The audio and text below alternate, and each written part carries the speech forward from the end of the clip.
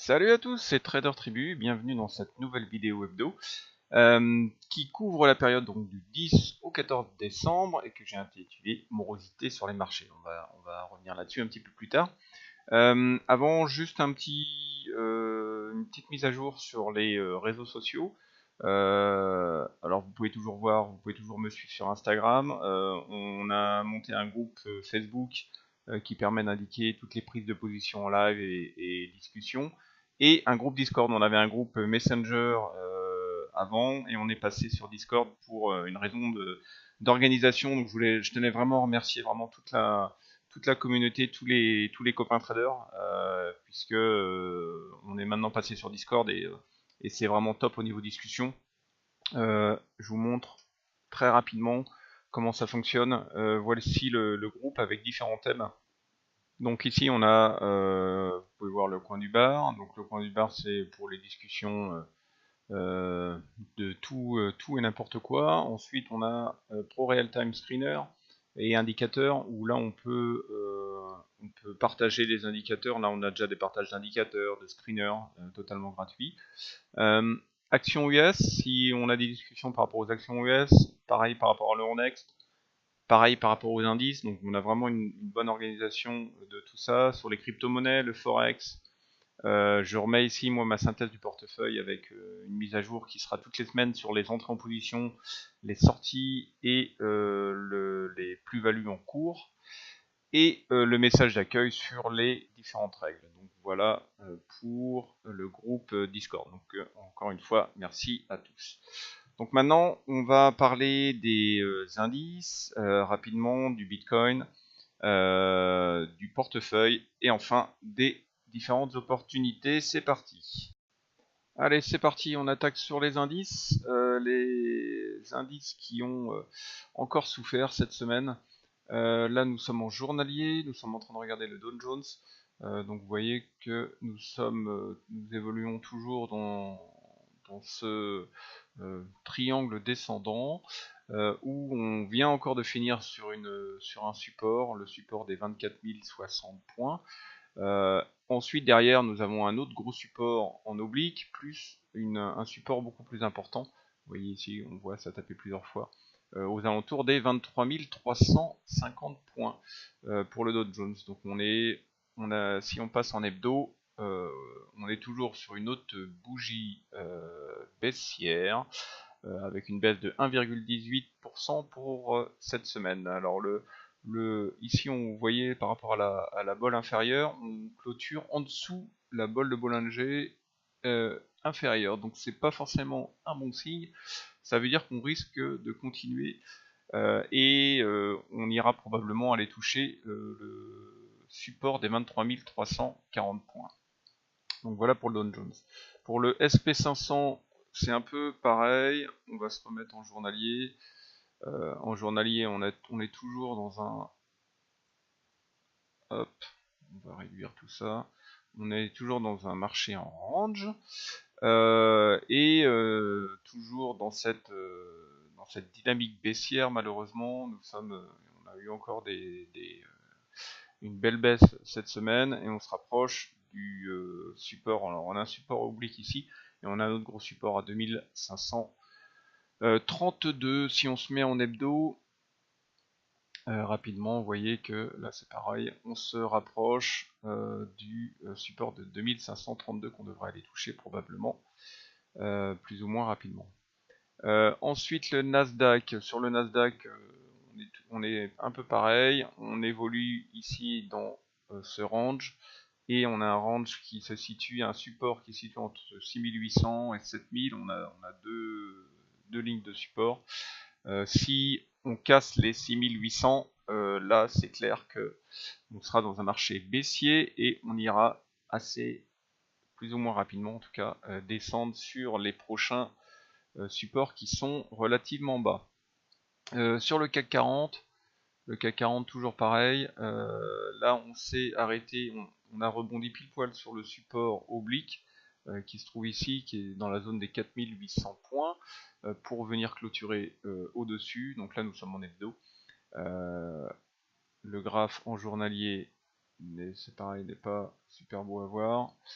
finit sur un doji, une bougie d'indécision pour vendredi, mais nous sommes clairement dans une posture où nous sommes soit en bas du canal et on va rebondir, ou soit on va casser le support et là on ira beaucoup plus bas.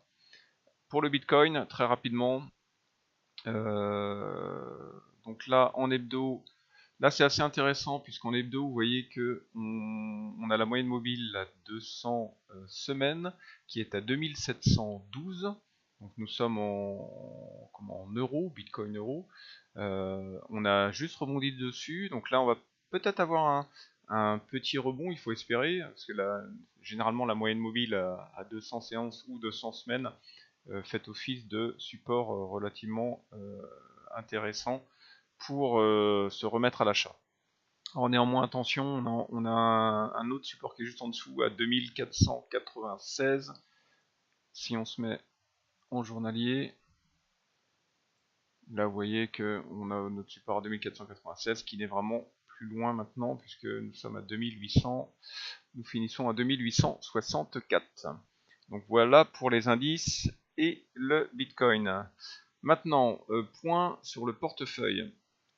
Alors, sur le portefeuille, au niveau des sorties, je vais retourner sur Discord pour vous montrer sur le tableau de synthèse. Alors, les sorties, on a eu VKTX et CRNT. Donc, VKTX, CRNT. VKTX, donc Viking Thérapeutique, je l'avais en portefeuille depuis le 22 octobre. J'avais pris ici sur une conso. Alors attendez, c'était en hebdo. On se remet en hebdo, voilà, c'est beaucoup plus clair. Ici, on avait un breakout. J'ai pris la position ici sur la ligne verte. Et malheureusement, nous avons été stoppés par le stop loss à 9,53 et de toute façon pas de regret puisqu'on est passé en dessous, donc la baisse va probablement continuer.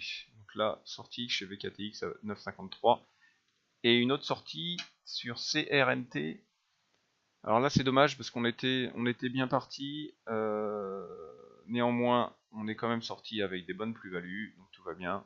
Ici l'achat avait été fait le 24 octobre, on avait un breakout, j'avais pris sur conso après breakout, après l'action s'était envolée, et ensuite j'avais replacé mon stop ici, et donc l'action est passée, et toujours ici pas de regret aussi, puisqu'on a clôturé en dessous le stop, et donc l'action va probablement continuer à descendre. Donc si on regarde les performances, donc on voit VKTX et CRNT.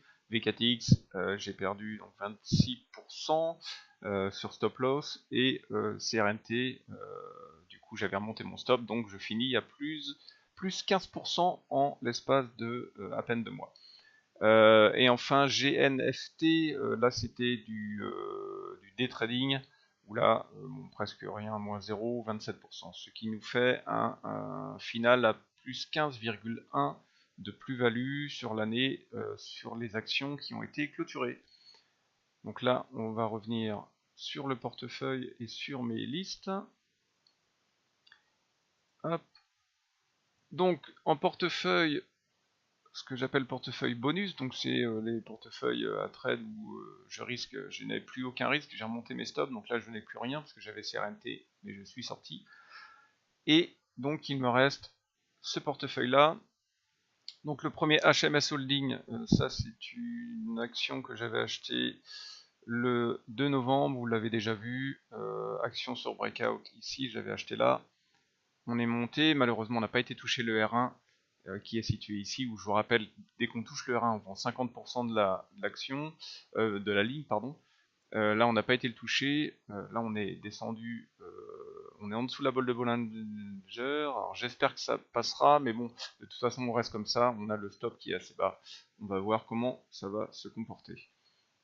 IMMS, alors là, assez du nouveau sur cette action. Vous vous souvenez que je l'avais pris en position le 19 novembre ici sur Breakout, donc juste là.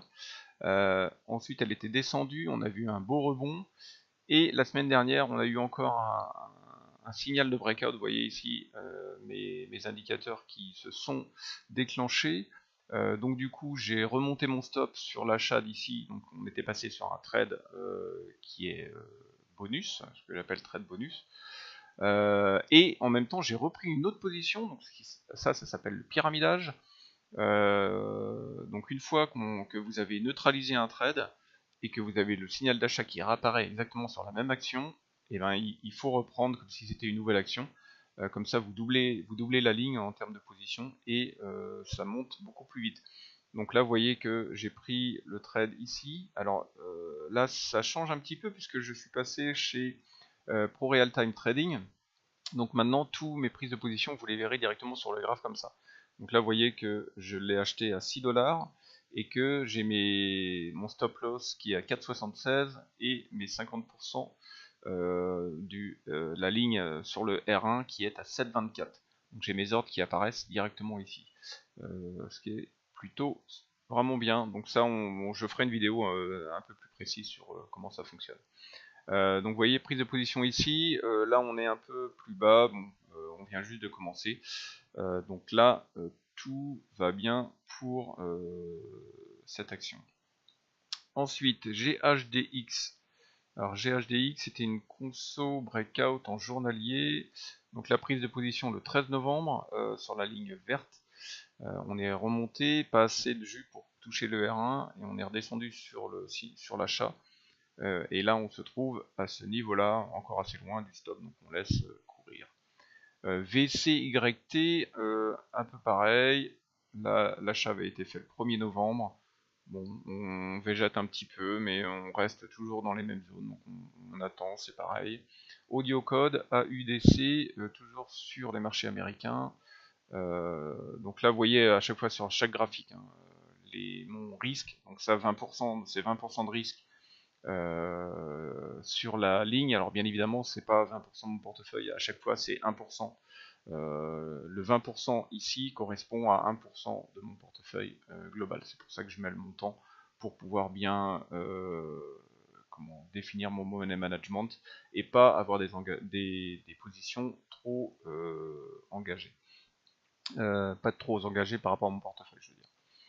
Donc là, conso après breakout, donc toujours pareil, signal d'achat, breakout, ici on reste à peu près dans les mêmes zones. Et enfin AMRC, Ameresco, où c'est pareil, j'ai acheté le 6 novembre et on reste dans la même zone. Enfin, dernière action, ça c'est une rentrée de cette semaine, c'est nouveau, c'est l'action VIC4 sur l'Euronext. Donc là c'est la première action que je prends en short. Vous voyez, on a vu au début que les indices étaient pas au mieux de sa forme, notamment le CAC 40. Donc là on est sur une action typiquement, vous voyez, en baisse, avec ici augmentation des volumes. Donc c'est toujours pareil, c'est du breakout, mais du breakout baissier. Donc augmentation des volumes, j'ai mon signal qui s'est déclenché, mon signal baissier. Là vous voyez, on a une sorte de tasse avec anse inversée, donc on a une tasse ici, les volumes se resserrent, et là, boum, on est passé sous le support. Donc là j'ai pris position ici sur la flèche rouge, j'ai pris position à 40,10, alors j'aurais pu prendre, malheureusement c'est remonté un peu et ça a été tapé la ligne de pivot qui est à 41,66, on la voit ici en bleu.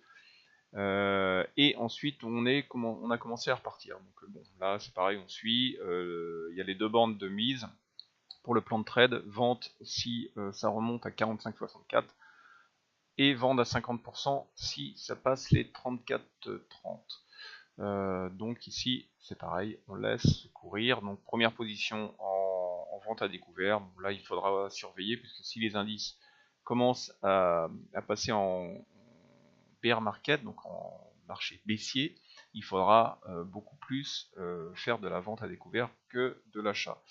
Pour l'instant, je sais pas ce que je privilégie. Vente à découvert, j'aime pas trop, mais bon, si on a des bonnes opportunités, notamment comme celle-là, j'irai et je la proposerai. Donc là, sur les screeners, en parlant des opportunités, on va aller voir les opportunités. Alors c'est très simple, les opportunités c'est quasiment nul. Si on voit par exemple sur le Nasdaq Vendredi, j'ai que 2 opportunités. Ce ne sont pas des actions assez liquides, donc j'ai pas été. Vous voyez, les grandes mèches. Les grandes mèches, on évite. Et là, c'est un peu pareil. Donc là, sur le Nasdaq, il y avait que 2 actions vendredi, et sur le NYSE, on en avait 2 aussi, qui n'étaient pas d'assez bonne qualité. Vous voyez, on a des mèches qui sont vraiment assez grandes, donc on évite, et celle-ci, où on s'est retrouvé catapulté très très haut par rapport au cours précédent, avec énormément de volume. Mais bon, ça, on va éviter d'aller sur ce type d'action. Et vous voyez, j'ai mon screener à la baisse, donc c'est exactement le même, mais à la baisse, où là, on peut voir le screener detect, donc les volumes, et dès que l'on a, vous voyez ici, des grosses baisses. Donc généralement, grosse baisse et clôture en dessous les bols de Bollinger.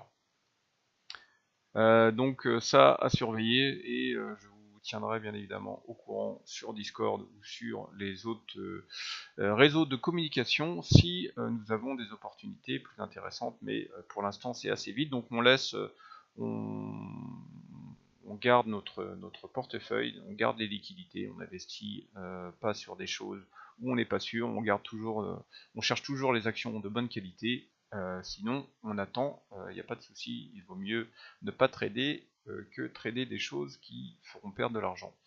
Voilà tous, voilà, j'espère que j'ai été clair.